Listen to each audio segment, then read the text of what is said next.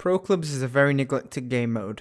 It has received little to no updates until this year, and even then the updates were minor. Pro Clubs was introduced back in FIFA 09, although it was very basic. In FIFA 10-11, they added the ability to make your own virtual pro and play as a goalkeeper respectively. The game mode was immediately popular among small groups of friends as it was fun and an interactive way to play FIFA with your mates. Around this time, it really felt like the game mode was heading for competitive play. Of course, the hype would die down for Pro Clubs. Don't get me wrong, it still has to this day its dedicated community, but with very infrequent and minor updates to the game mode, the core fanbase of FIFA has lost interest. I could have really seen a vibrant and interesting esport come from Pro Clubs. There's so much potential to 11v11 FIFA competition. We could have seen some very interesting gameplay, very unique game style, and really tactical planning. It's mostly sad that it didn't pan out that way.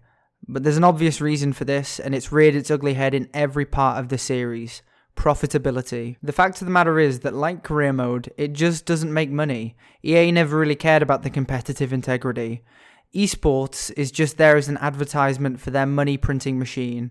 You watch pros with the same 15 to 20 players play against each other to make you want the top players. To make you spend money and time to get the same opportunity as these pros that literally spend thousands in esports revenue on FIFA points to allow them to compete at the top level. This is genuinely true. When you sign for a pro team, they'll often give you money at the start of the game to build a competitive team, and oftentimes this coin budget, more often than not, spreads into the multiple thousands.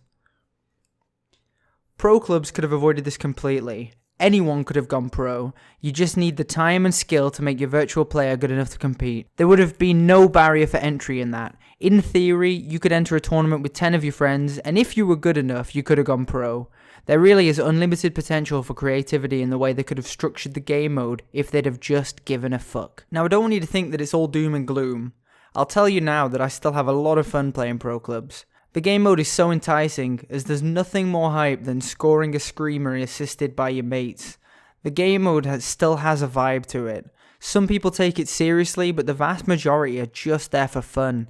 So in some ways, Ultimate Team dragging all the plebs in probably helped this game mode not become a sweat fest. I started this series pretty pissed off with the state of FIFA, and honestly, not much has changed in that regard. There's a lot of problems that need resolving, but I feel as long as EA's cash cow keeps producing expansively vast amounts of revenue, will continue to be drip-fed little changes that honestly change little. I could understand if someone were to call me a hypocrite, as I do indeed play this game a metric shit ton each year, but until another game drops anywhere near the bar, I'll be glad to play that game instead. Thanks for watching, guys. I know this one took longer than the last two parts, but I've been working on another longer video in between, as well as I'm considering other kinds of FIFA content, such as weekend league rewards or maybe gameplay related things.